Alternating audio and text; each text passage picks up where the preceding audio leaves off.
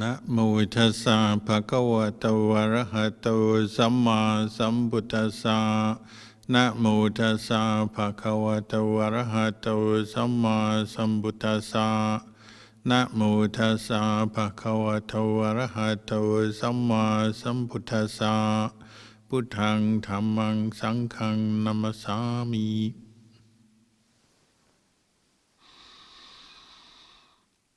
Blessings, good evening.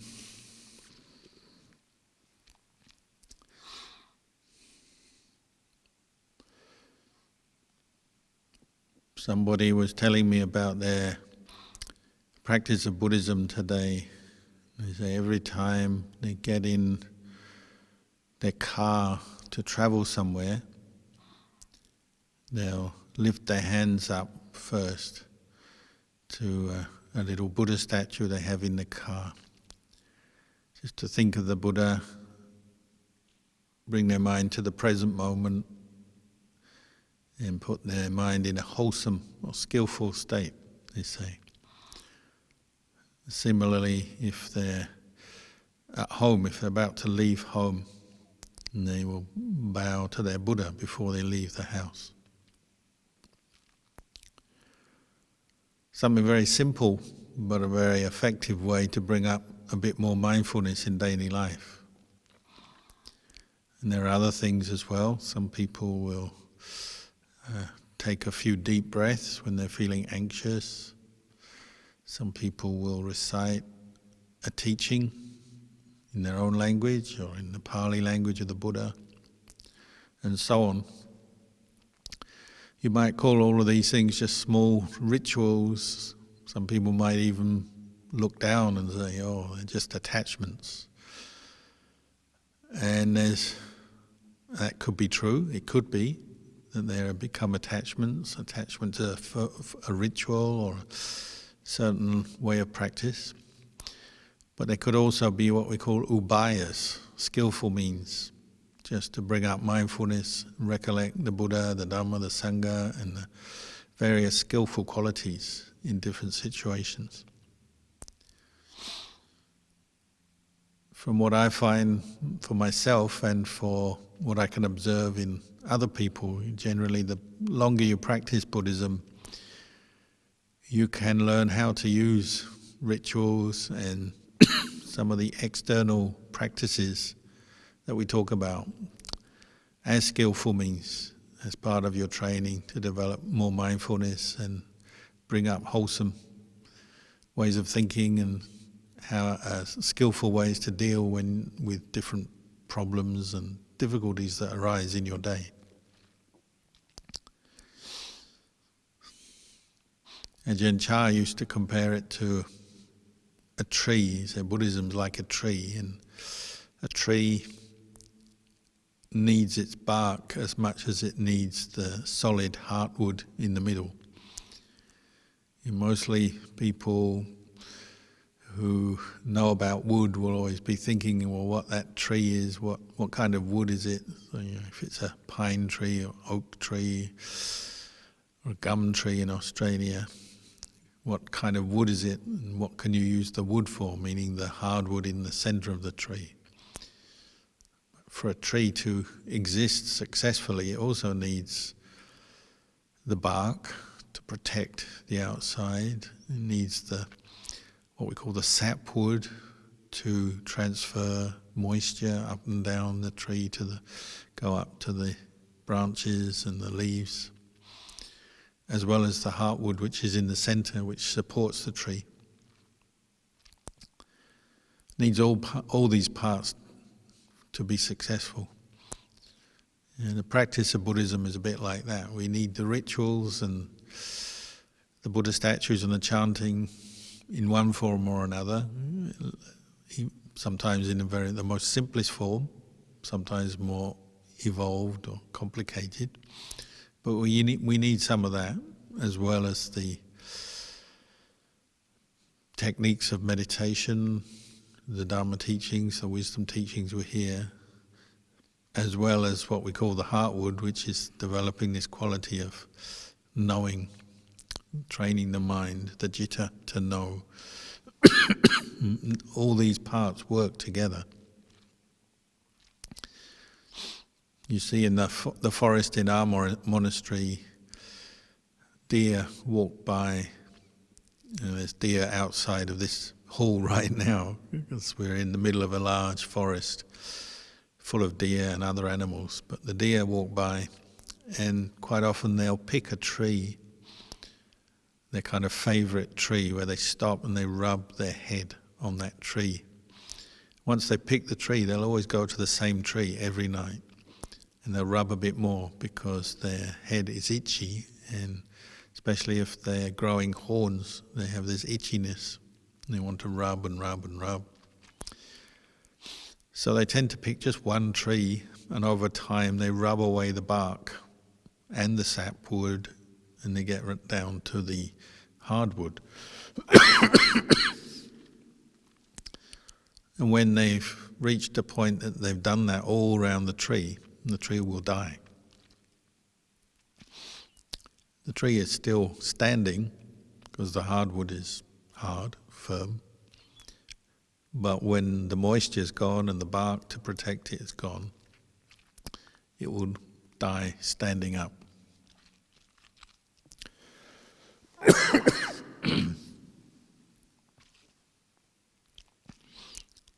And our practice is a bit like that.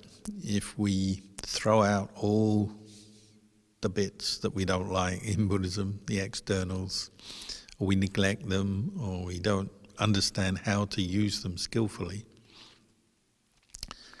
sometimes our practice just dies and withers away because there's nothing left.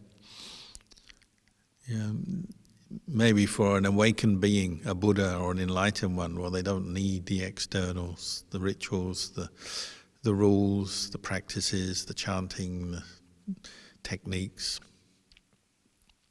But for everyone else who is still practicing and developing their practice, they do. So like for a Buddhist monk, myself, we depend on the Vinaya, the monastic training, for our living.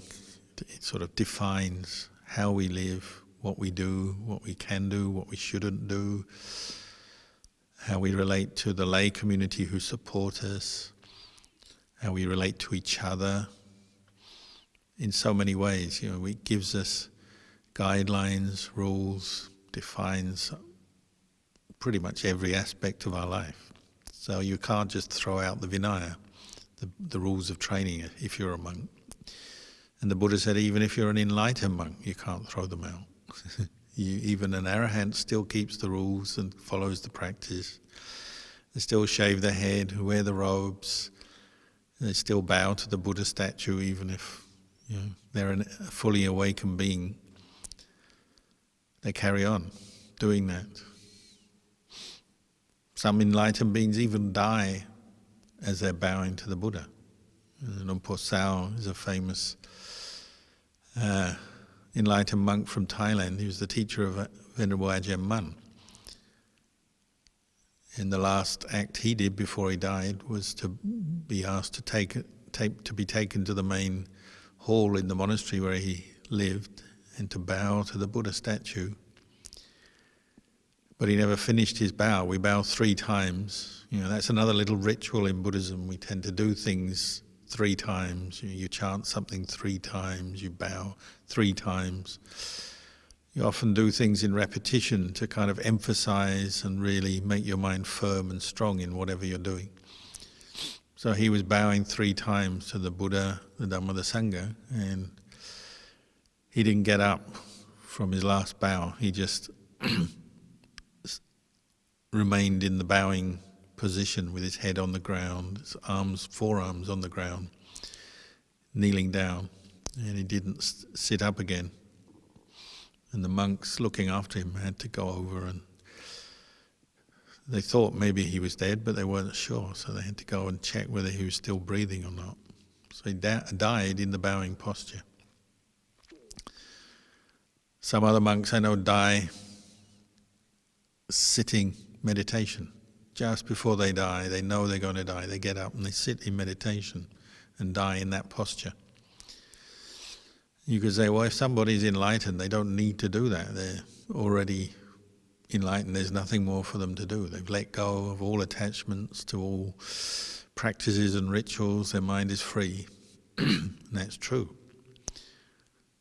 But maybe there's still something of use to not only them but to other people if they are bowing just before they die, or get up and sit meditation as they die. Maybe it's for future generations, for the young ones, the new ones, for other people. Somebody who's enlightened will usually only be thinking of other people, because there's nothing more they need to do for themselves. So the Buddha said we need to keep the monastic training, the Vinaya, the rules, for the benefit of everyone, for the harmony of the community, as an example for future generations and so on. And that applies to lay Buddhists as well. Lay Buddhists undertake to keep 5 precepts. They take refuge in the Buddha Dhamma Sangha, keep 5 precepts, sometimes keep 8 precepts. This isn't just useful and beneficial for ourselves as lay people, lay practitioners, but it's useful for the people around us. So when you have a Buddhist ceremony, often it begins with taking the 3 refuges, undertaking to keep the 5 precepts. Or if we do a meditation retreat, often in a formal way, we undertake to keep the 8 precepts. This gives some structure to our individual practice, gives us something to, you might say, to hold on to. I know we talk a lot about letting go, but you also sometimes need to hold on to the good things as well, as a way of training yourself, or we say as a skillful means. So you undertake 5 precepts, 8 precepts. It gives you structure, and it also brings harmonious relations with others. Say on a meditation retreat, if everyone's keeping the 8 precepts, then everyone has the same sort of standard of behavior, following the same kinds of behavior, conduct. It will make for a smooth meditation retreat, because everyone's following the same precepts and living in the same way, have the same level of integrity. If everyone went their own way, one person keep 5 precepts, one person 8 precepts, some people no precepts, it could start to get quite confusing, and the different behaviors of people would make life more challenging while you're trying to meditate on a retreat. Same in a household. Ideally, a Buddhist household, everyone would try to follow the 5 precepts. Everyone would try taking refuge in the Buddha Dhamma Sangha. Of course, we forget, and that's part of the reason why it is a training and why we undertake things, is because we forget. We have moments when we're not mindful, we make mistakes, when we get caught into unskillful ways of thinking, talking, acting. But keeping precepts, bowing to a Buddha statue, chanting, listening to talks, all of this can give some structure and some form to our life as Buddhists, and can help us. It just basically help you to be more mindful, more aware. And if the people around you are also doing that, that helps. So that's why, as I said, if you're in a family and everyone has at least some commitment to the Buddhist teachings, that's ideal, isn't it? Maybe rare, because in the world everyone does their own thing. We tend to be very individualistic, but if you have a family or a group of people following the same ideals, the same standard of morality, say, the same interest, makes for a certain solidity. Just like the tree, if the bark is complete, and the sapwood is there, the heartwood is there, then the tree will be healthy and can grow maybe for many, many years. So whether it's an individual or a group of people, it's the same. some of the externals can help us. It's one of the first things you learn in a Buddhist monastery. You come into the monastery, you learn to bow.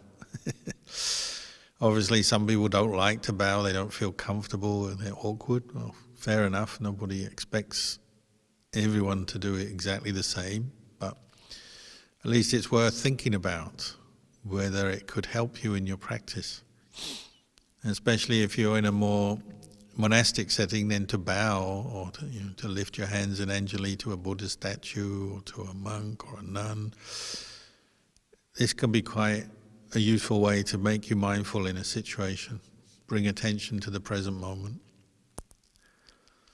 Same with chanting. Some people don't like chanting, that's fair enough, but if you learn at least a few words of the Pali language, what the Buddha taught, something like Namo Tassa or Arahang Sama, or learn a chant like Itipiso or a sutta, a short sutta, it gives you something that may actually become quite useful at another time. When you're not facing any problems or crisis in your life, well, chanting you may feel it's something you can do or not do, it doesn't really matter. But it's amazing the number of people who turn to chanting when they are facing a crisis, like they're ill, or they have some nerve-wracking situation coming up, like a driving test or a job interview, or they have to go to the doctor or the dentist, or sitting on a plane and there's turbulence or something. Suddenly chanting can seem more valuable in these situations. Again, you don't have to learn chanting, but maybe try before you reject it. Just try and see if learning a short or a small chant can be of use. Many things in Buddhism are like this, even very simple, basic practices we often reject before we've even tried them. Sometimes it's because we're unfamiliar with kind of Buddhist culture, Buddhist customs. Sometimes it just seems like a burden, something extra that you have to learn or do, and if your family or friends don't do it, then you just feel out of place or awkward. So, these are understandable, this way of thinking is understandable, but also it could be just our own internal resistance or even laziness. So I'd recommend trying, because most of us, especially people brought up in non-Buddhist countries or non-Buddhist families, often at first we resist some of the basic practices, but then later if we sort of give them a go, we come to appreciate them more. Same with meditation techniques. Many people, surprisingly, but many people say, they find practicing meditation on loving kindness, spreading thoughts of loving kindness to oneself, to others, is difficult. They're not familiar with it, they're not comfortable with it. Sometimes a sort of culture, modern culture is quite cynical, so we think, it's not really genuine. If you bring up a thought to wish all beings well or to have compassion for others, it's a thought you can have in your mind, but if you're not really into it, it's not really true or authentic. You sort of feel like you're just kind of faking it. Partly just because some people just never done it before. You maybe been living in the world for decades and never really had the thought of compassion for themselves or others in any kind of direct way. They may have kindness and compassion, because I think most human beings do. It's just sometimes you have to kind of coax it out, bring it out. And that takes a bit of effort, and that's partly what meditation techniques are for, is to help bring out skillful qualities. And it takes training, practice. Of course, the first time you bring up the thought of loving kindness for yourself, for others, you may, through unfamiliarity, you just feel alien and it's like you can't do it. Or maybe you're really against yourself. We live with ourselves all day long, every day, so sometimes we hate ourselves. That's our first reaction. So to bring up the thought of loving kindness to oneself is just too difficult. And things that are difficult we often don't want to try. Put it aside. Put it aside, put it into the too hard box and leave it for another day. But the Buddha, you can see the Buddha himself was quite courageous, and he liked to experiment and investigate, and he wouldn't just accept things that other people told him, whether it was his parents or his teachers, society around him. He would try new things.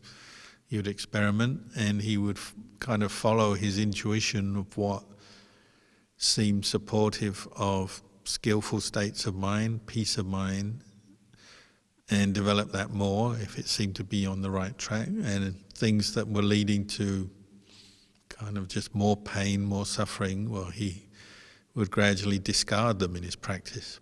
But at least he tried.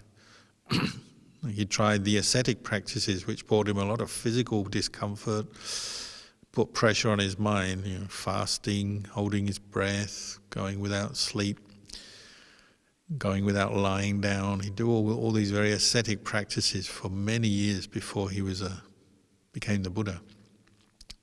And in the end he discarded them, said, well, these aren't worth it. They just don't lead to insight, they don't free the mind from attachment, they don't lead to wisdom. But at least he tried. And many, particularly monks and nuns, but not only, lay people as well, many Buddhists over the years have tried things. And sometimes you learn by putting effort into something, but finding it's not for you and then discarding. Sometimes you're pleasantly surprised and decide something really does help you. So something as basic as, say, developing the thought of kindness, compassion for yourself, and then outwardly to others. It's so integral to developing the human mind and to this human experience. I would have thought it's something that everyone following the Buddha or interested to follow the Buddha's teaching should try. And give it a chance. Don't try it for 3 minutes and then give up. Because a lot of people say they do that. They try something for 5 minutes and that's it. Then they make a lifetime decision never to do it again. And they haven't really tried very hard. So maybe try it for a significant period of time. So like at the moment we're in the Vasa, the range retreat, which you could say is another convention that Buddhists don't really need to stick to, but certainly Buddhist monastics do all over the world. And laity can also use it as a time to try things out. So a really good practice might be to try a short, albeit short, meditation on spreading thoughts of loving kindness, compassion to oneself and then to others once a day for 3 months. And at the end, see what happens. You're hardly going to die from it. You're not going to suffer in any great way from it, I think. And almost certainly you'll learn something from it, and hopefully open up a few channels.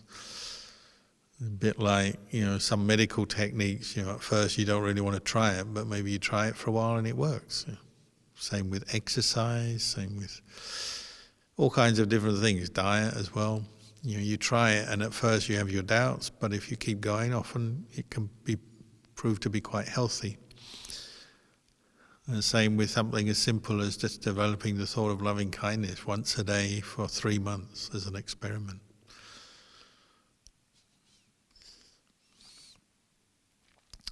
So, adherence to meditation techniques, chanting, precepts, rituals, although they can become blinding and an attachment as well, they also maybe are worth investigating to give some structure and some strength to your practice, just like the bark of the tree will help the tree to be healthy and last a long time.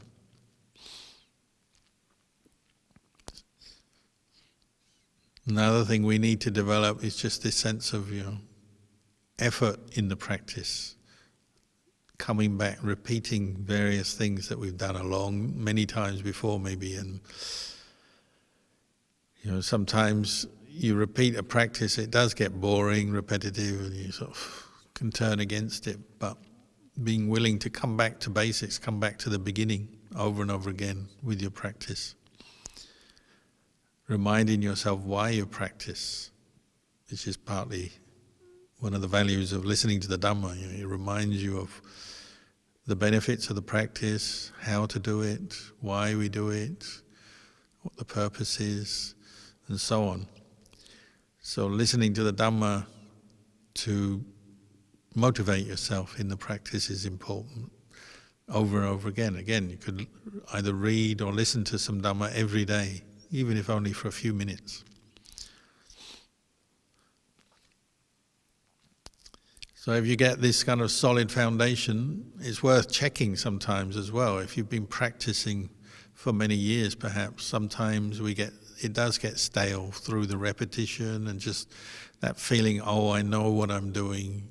I know what the Buddha taught, I know this concept, this idea, that idea, I know the chanting, I know how to bow, I know how to watch my breath. We've heard it all before, we've done it before, so it can get stale. So sometimes it is good just to come back and ask yourself, what am I really doing here?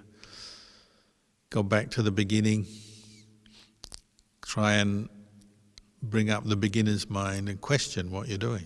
Investigate a little bit more closely what you're doing every day in your life.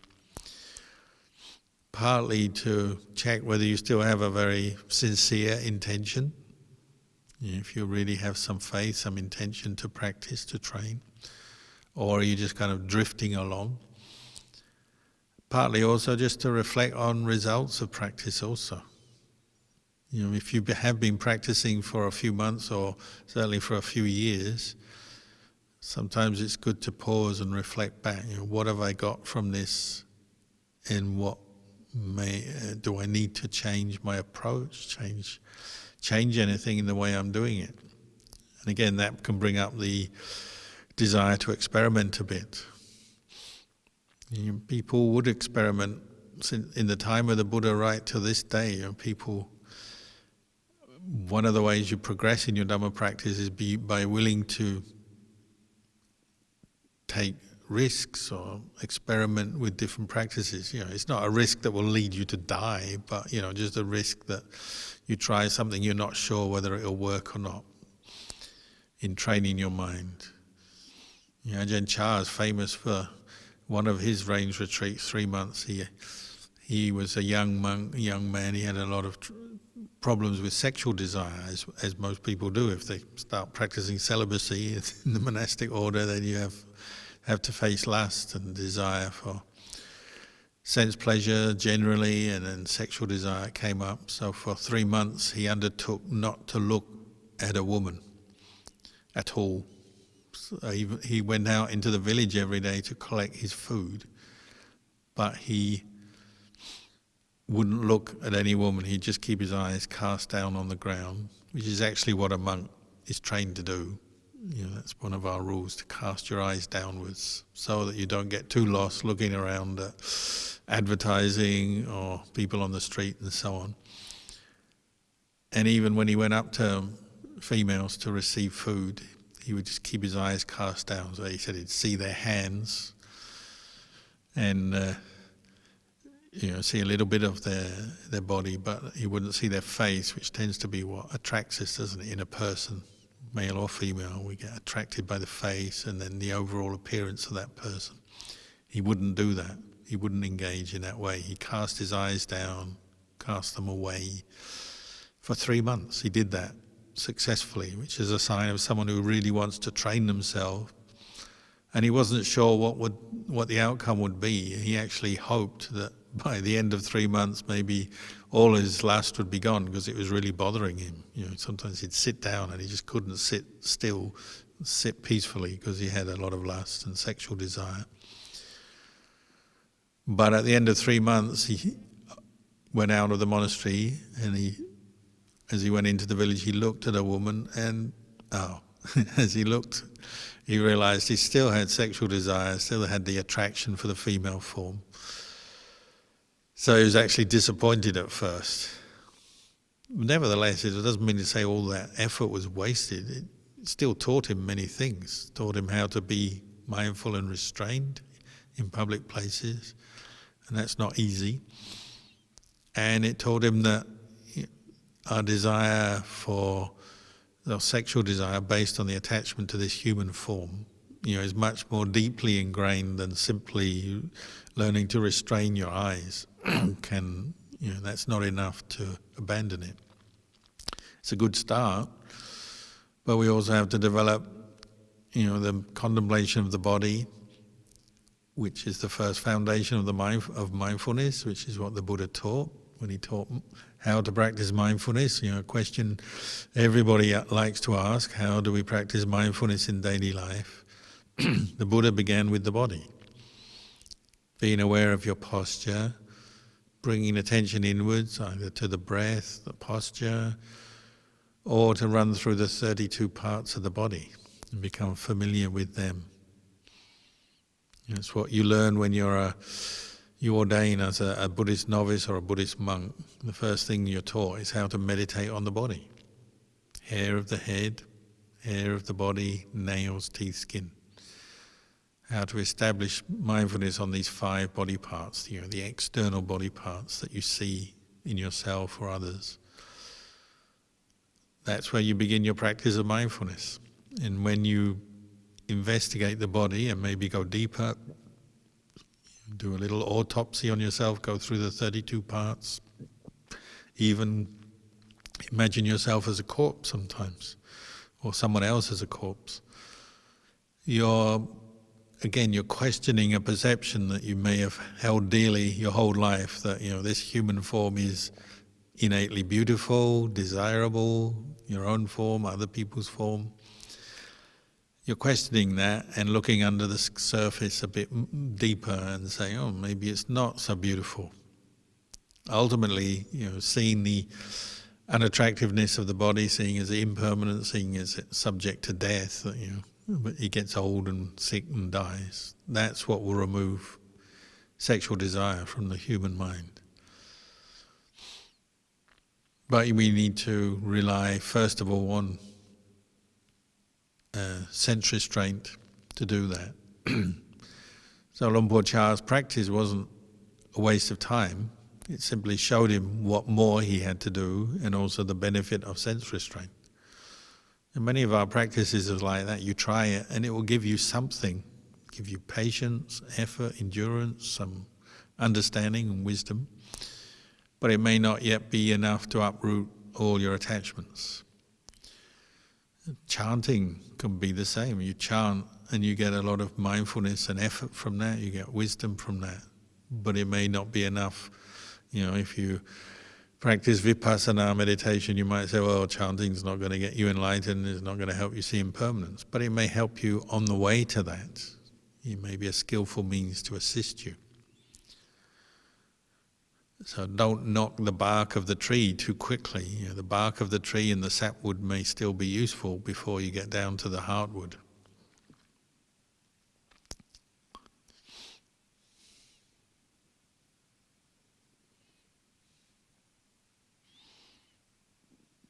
Other things that that we practice that you might say are just the externals. The practice can also lead on to deep insight. Some monks have become enlightened reflecting on the repulsiveness of food. It's a practice that, again, in the monastery we do regularly. We eat in one vessel, either a bowl or one large plate, if you're a layman in the monastery, and you put all your food together and you reflect on the purpose of eating. Just to get energy, for health, for energy to practice, not just for the pleasure of food or the taste, not just to make yourself look good, not to show off to others and so on. You reflect on that every day, and some monks become enlightened just reflecting on their food partly because they do it every day, and you could say, oh, it's a repetitive practice, must get really boring, being mindful of eating, reflecting on your food. But it can also be a practice that when you practice regularly makes you very mindful, and that mindfulness can breed more mindfulness. Whether it's sitting meditation, reflecting on your food as you eat, if you're eating quietly in a composed way, walking meditation, chanting, listening to Dhamma, all these repetitive practices over time can have a certain cumulative effect. And your mind just goes into the mode of being mindful, say when you're eating. We probably have experienced it, as a layperson, you may have experienced that if you're on a retreat for a few days. You become mindful as you eat silently, not talking, not socializing. And you can really get into being mindful of food, the chewing, the tasting, getting to know the right amount for you. And then also observing the repulsive side of food. Once it goes into your body, it mixes with the stomach. Stomach juices, comes out the other end as excrement or urine. As you practice mindfulness, you become much more observant of the whole process. And you learn from that, and it changes your perception, doesn't it? It doesn't mean that food no longer tastes good. It may still taste good, but you're also observing the bigger picture, that food is just nutriment for the body. And you also see the disadvantages of food, because it can be the basis for a lot of attachment and craving, obsession, addiction, and so on. So some monks have taken this as their main practice and even become enlightened, just reflecting on the temporary nature of food, the temporary pleasure, the repulsiveness of it, the fact that you can't survive as a human being without food. So it's really your main link to the world and to life itself, other than the breath, which is the other sort of essential thing you need every day, every moment of every day. You need food, you need water to survive, and so it links you to the world. So it's actually an essential thing to reflect on. You can't get away from it, but some people make it the whole of their practice, reflecting every day until they have deep insight into the impermanent nature of food.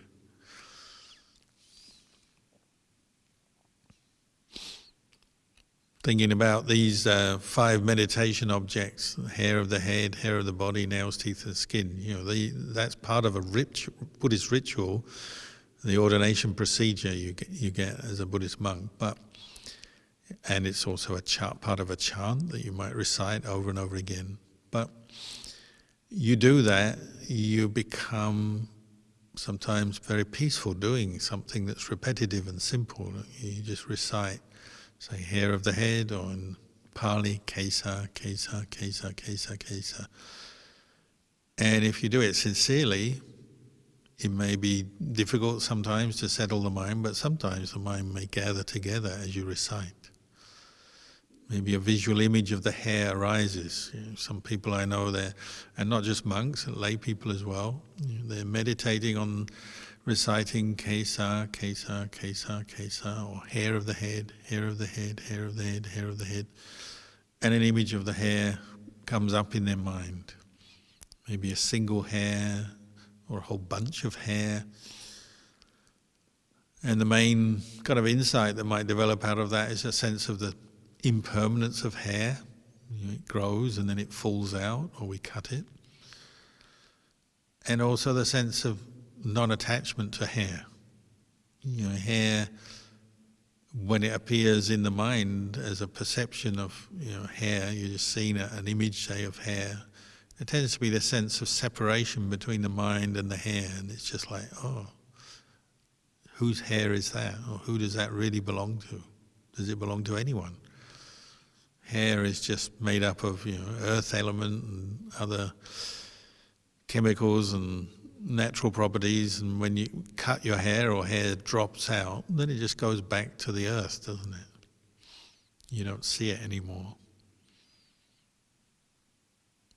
So you can get a great sense of insight into the impermanent, unsatisfactory and ownerless nature of hair, simply by reciting it, reflecting on it over and over again, maybe for many days, months, years perhaps.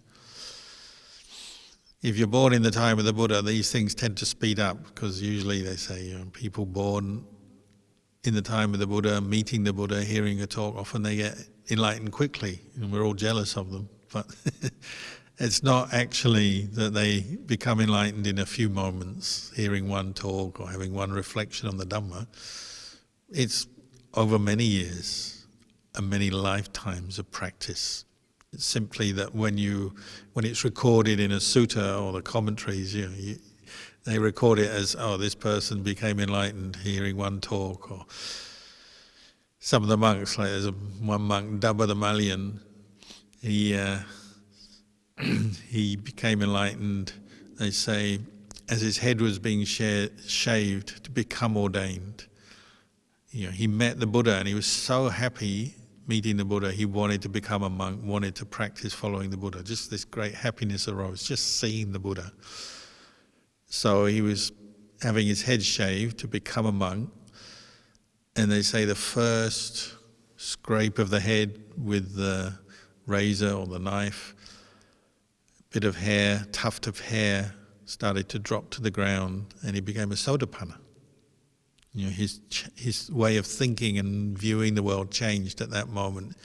He saw, hair is impermanent, and what's impermanent is not a self.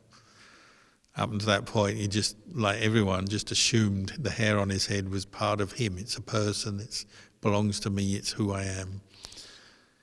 But that changed in one instant. He became a Sotapanna, stream enterer, seeing hair drop to the ground. Really, that's the fruit of many lifetimes of practice. But in that moment, it was just a single moment. And that's what the arising of the path factors for a stream enterer, that's all it takes, one moment of consciousness. They all come together and drive out many negative qualities, kilesas, wrong views, attachments. So Sakkaya Ditthi is sense of taking this body and mind as a self, belief, that view disappeared in that one moment. They say the second swipe of the razor, he became a Sakatagami, the second level of enlightenment, where his greed, lust, anger was weakened. Didn't completely disappear, but is weakened significantly. Again, the mind gathered together with a deep insight into the impermanent and ownerless nature of body, but not just body, but also feelings, perceptions, thoughts, sense consciousness, what we call the five khandhas, all dropped away. The third movement of the razor that led to another tuft of hair falling brought him to be an anagami, non-returner, completely let go of all attachment to the body, so mind and body separate. And all the greed and anger that is associated with attaching to a human body disappeared, gone. Still some subtle mental defilements, or what we call fetters. The higher fetters were still there, sangyojana, they're still there. But all the coarse ones, the bottom, the lower five fetters, sangyojanas, these fetters that bind the mind to the world, they're all gone. The last, fourth stroke of the razor, and he became an enlightened arahant. All attachments, all wrong views, all kilesas gone. So that's 4 strokes of the razor, 4 stages of enlightenment. I mean, we weren't there, we don't know for sure, but it sounds impressive and it sounds possible, because in the end, a moment of enlightenment is just one moment, isn't it? The mind gathers together and all the kilesas disappear through the power of insight. There's insight into hair of the head, so never underestimate, reciting kesa, kesa, kesa, hair of the head, hair of the head, hair of the head. Or developing that as a visual image, just the hair on your head. Do it again, try it as an experiment. 5 minutes a day for the next 3 months, you could try that. greasy hair, clean hair, hair with dandruff, long hair, short hair, hair with dirt and dust on it, smelly hair, clean hair. Observe hair in all its different forms and develop this sense of detached awareness just towards hair, and you never know. Maybe some good insight will come from that. And in the same way, any of the 32 parts of the body, you could do the same, practice in the same way.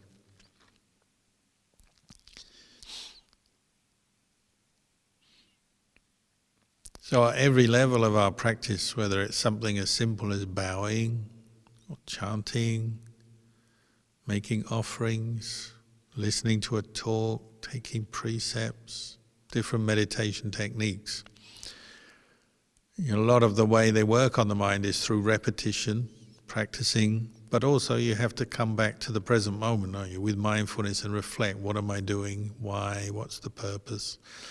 And from time to time you have to check your intention, whether you're doing it with full intention or kind of in a half-hearted way, a sleepy way. That's the danger with a lot of repetition, is your mind goes to sleep because you know what you're doing to the point where you're not paying attention. So it's okay to come back to the present moment, ask these questions, check what you're doing, and sometimes to throw in something new just to wake yourself up. That's where the experimentation or the creativity comes in. You try different things to see whether whether it will help you. Someone was telling me recently they do a lot of walking meditation, which is great, really good, and become mindful walking. But they said they thought they were becoming just so used to this walking up and down. They're getting very bored and dull with it, that they thought they needed to change. So they started walking backwards. Up and down on their walking path, they'd walk backwards. And it's interesting, if you try walking backwards, you can do it, but you have to be very careful because it's very easy to fall over. Especially if there's any change in the floor level, or there's any obstacles like a tree or a post or something, you could bump into it. So if you walk backwards for a while, it really makes you very careful, very mindful, wakes you up. It's just another idea how to try something different or a variation within a practice that you're already doing.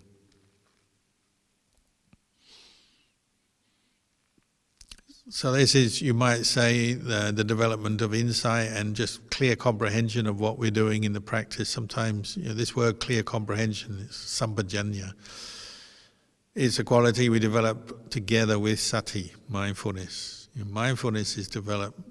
It's basically paying attention to what you're doing, bringing the mind to the present moment, keeping something in mind. So it could be keeping your meditation object in mind, bringing your mind to that object. Sampajanya is more the all-round awareness or the clear comprehension. So it means knowing the purpose of what you're doing. What am I doing? Why? And sometimes you have to ask yourself that, or remind yourself what you're doing, why. You kind of talk to yourself or explain to yourself. And also you have to look at whatever it is you're engaged with, look at the suitability of it. Am I doing this right? Is this the right thing to do at this time? And that, it's mainly around the practice of meditation. So say you're doing using a meditation object, say, the body or loving kindness, asking yourself, is this the right meditation object? What are the results I'm getting from this? Am I doing it correctly? What's my attitude as I do it? How much effort am I putting in? These are all aspects of just checking yourself, investigating yourself, clearly comprehending what you're doing and why, seeing the suitability of the thing you're doing, knowing where you are as well, knowing time and place. So it doesn't mean to say you can't develop mindfulness and clear comprehension in different situations. There's no situation you can't develop them, but Say you're meditating, you decide to meditate, well, you could ask yourself, is this the right time? Or this time, what are the challenges at this time? So, say you've just eaten, it's going to be very challenging to sit meditation because your stomach is full of food and that takes up a lot of body energy, the blood is there, all your energy is there digesting the food, so it's very challenging to stay awake in meditation. Doesn't mean to say you can't do it, but being aware of what the challenge is may help you to adapt your effort, or maybe you might decide, do some walking meditation because I'm tired. These are aspects of sampajanya, knowing what you're doing, why, knowing the time and place, where you are, how suitable the practice you're doing is. Maybe you are going to meditate in your favorite corner of the park and then there's somebody there mowing the grass and it's really noisy. So you might say, it's not very suitable today, I'll go somewhere else. Sometimes we become rigid in our practice again. You become over-attached to the externals, so that can be with the rituals, the chanting, but even meditation, you become so rigid, you say, I've got to sit here, this is my meditation time, my meditation cushion, my place. So if something interrupts that, we get angry. But rather than getting angry, maybe we say, maybe actually I need to adapt. And so if my usual sitting meditation place is not free or not ideal, not suitable today, maybe I'll adapt and change, do something a bit different. Sometimes we have to learn how to do that. When I was a young monk, I spent a lot of time with Luang Por Chah, nursing him. Sometimes I spend 12 hours a day, sometimes 24 hours a day with Luang Por Chah, being with him, feeding him, cleaning him, attending on him, giving medicine and all kinds of things, massaging. And I was a young monk, I wanted to spend a lot of time practicing mindfulness, meditating, but I knew why I was with Luang Por Chah. I'm here to nurse, so that was my priority. Occasionally he'd be resting or there wouldn't be any activity, so then maybe I could sit down and sit meditation next to him or walk meditation next to him. But as soon as there was an activity, I'd have to stop and go and aid him. Like if he coughed, I had to go and help him because he'd have a lot of phlegm, and sometimes we had to actually use a suction machine to pull the phlegm out of his throat, otherwise he could choke and die. It could be that risky. So you couldn't just sit meditation if Luang Por Chah was coughing, or if he needed his bedding changed, or sometimes he had a urine bottle in his bed. Sometimes the urine got spilled. You had to clean him up, clean the bed up. So you couldn't ignore him. You couldn't just sit there meditating. You had to stop that and change your posture. But of course, being with Ajahn Chah, you had to meditate mindfully as you did these activities.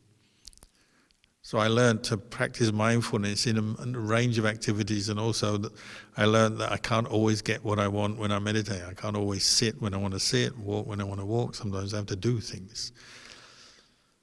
Life is like that. You can't control life all the time, so you have to learn to adapt, and that's where you need sati and sampajanya, this clear comprehension of what you're doing, what the important thing is at this moment, where are you, what are you doing. So when people say, how do I practice mindfulness when I'm working, or traveling, or going here, going there about my daily business? So these are the qualities, the prime qualities you need. You need mindfulness, sati, and sampajanya, clear comprehension, and effort. Sati and sampajanya don't manifest by themselves. If only, if you could swallow a pill and they just popped up, that would be great, but they don't. It doesn't work like that. They come through effort. So sometimes we have a doubt. We say, where should my effort be? What should I put my effort into? Bringing up mindfulness and clear comprehension. That's your number one priority. And from there, when you're clearly comprehending and you're paying attention, you're mindful, then you learn things, and then you observe things, and you're in a position to progress in your practice and take the next step or face whatever's coming up. So effort mindfulness, clear comprehension, they all work together, whatever the situation. You may learn them when you're meditating, sitting on the cushion or walking up and down, but as you develop them as skills, skillful qualities of mind, then you apply them in all kinds of situations, whatever the place, the time, the posture, the activity, you can bring up mindfulness, clear comprehension. This is the way with training. The Buddha said in all postures. So even when you're lying down, when you tend to be at your most lazy, apathetic, indulgent, distracted, sleepy, of course. When you're lying down, your aim is still to maintain mindfulness, clear comprehension. It's a question you can ask, How mindful am I at this moment as you lie down, daydreaming, or watching your favorite movie, listening to your favorite music, or indulging in your favorite pastime, whatever it may be. How mindful are you? How much clear comprehension do you have? It's a habit you get into as you're working, developing clear comprehension. People often think, there's some kind of clash between practicing Dhamma and doing a job of work, whatever work you do, whatever job. But actually, it doesn't have to be like that. Like if you practice clear comprehension and you're typing, or you're gardening, or you're teaching, or you're building, or you're doing the accounts, or doing some paperwork, you can bring clear mindfulness and clear comprehension into that activity. You notice when you're tired, your mind wanders, whatever job you're doing, not just when you're meditating. When you're doing a job, your mind wanders. When your mind wanders, your mindfulness is weak, your clear comprehension is weak. So then you're often prey to your worst moods, aren't you, when you're tired? Even though you're driving or you're doing some job, if you're tired, you have to be very careful. You have to put more effort into maintaining mindfulness, clear comprehension, because your mind will wander. Concentration is harder. We get more irritated because the body often gives us more discomfort, harder to concentrate, so we're often not doing so well. So that's something you learn, isn't it? When I'm particularly tired, or if I'm too hot or too cold, or when I'm hungry, you learn what are the sort of challenges in daily life, and there are times you have to be extra mindful. You learn as you practice, where times when you lose your mindfulness, say in speech. Say with your friends, you tend to talk a lot, gossip, waste a lot of time with foolish chatter maybe. When you're with people you don't like, you tend to be more tense. Maybe you say things that are not very pleasant, or you regret later because you don't like that person, so you say a few comments.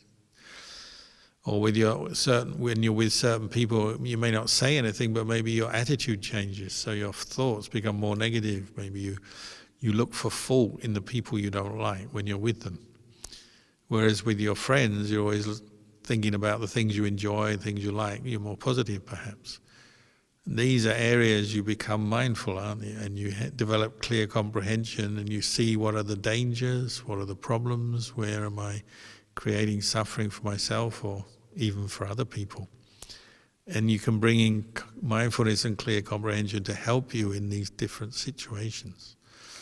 But the clear comprehension involves reflecting on things, doesn't it? As you're working, as you're socializing, as you're going here, going there. It helps you to complete tasks and do things well, do a job well. But it also alerts you to the dangers and how to deal with other people successfully and safely, and just keeps you alert, doesn't it? Sometimes we have to be alert to dangers and risks. Sometimes the risks are very direct. Say when you're crossing the road, you have to be alert to the risk of being hit by a car. So you don't look at your phone while you're crossing the road if there's a lot of traffic. But some of the risks are more subtle, aren't they? Maybe it's just something like you have a certain health condition, you go into a cafe and there's a certain food that you like, but it's no good for you because you're too much cholesterol, too much sugar, diabetes, or too much salt, and bad for your blood pressure or something. So you have to be alert, mindful, and clearly comprehending what food or drink you're going to take in that restaurant, say. All these ordinary mundane situations in life benefit from more mindfulness and clear comprehension, not just on the meditation cushion. That's maybe where you're developing it strongest or at its best, but then you bring it into apply it in your daily life. Sometimes you have to experiment and be creative, don't you? You may be at work, but you still have decisions to make, you still have rules and guidelines, and you still have choices to make about how you spend your time, what tasks you do, how you talk to other people, where you go, what you do. There's still a lot of room to be creative, and maybe you avoid certain situations sometimes. You need to because you're not very mindful or you make mistakes, so you try and limit that. Other situations you can't avoid, so you have to work out how to be mindful in a situation that you find very challenging. It brings up fear or it puts you on edge. All of this you could say is mindfulness and clear comprehension in daily life. And we practice it most intensely when we meditate in the formal situation, but in these moments we also need to bring it up. It can help. So I've been talking a little bit about the bark of the tree today, the techniques, what you might call the external practices in Buddhism, the rituals, the more superficial aspects, but they actually lead into the central aspect of training this heart to abandon wrong views, attachments that lead to suffering. So maybe I'll leave the talk there, and after this there'll be a chance for some questions.